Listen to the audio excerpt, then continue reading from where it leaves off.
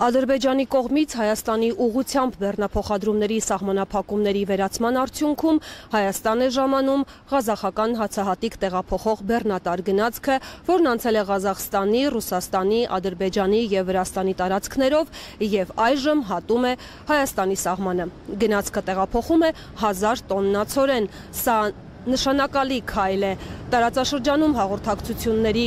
ապաշրջափակման, տնտեսական համագործակցության խթանման, Հայաստանի տնտեսական կապերի դիվերսիֆիկացման, ինչպես նաև տարածաշրջանում փոխվստահության ամրապնդման և խաղաղության օրակարգի առաջ մղման համար։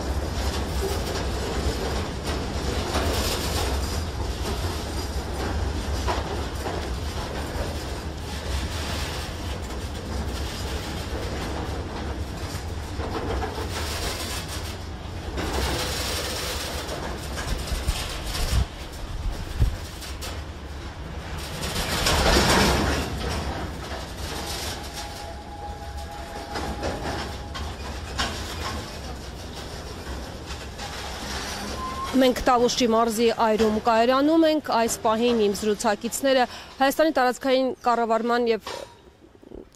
նախարարն է այս պահին իմ զրուցակիցը, տարածքային կառավարման և ենթակառուցվածքների նախարար Դավիթ Խուդատյանը և Հայաստանի Հանրապետությունում Ղազախստանի Հանրապետության արտակարգ և լիազոր դեսպան Բոլաթ Իմանբայևը, այս պահին ուզում եմ խոսքը փոխանցել նախարարին, պարոն Խուդատյան,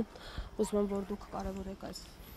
Քիչ առաջ հատելով հայ-վրացական սահմանը Հայաստան տեղափոխվեց ղազախական ցորենի առաջին խմբականակը 1000 տոննա ընդհանուր քաշով, սա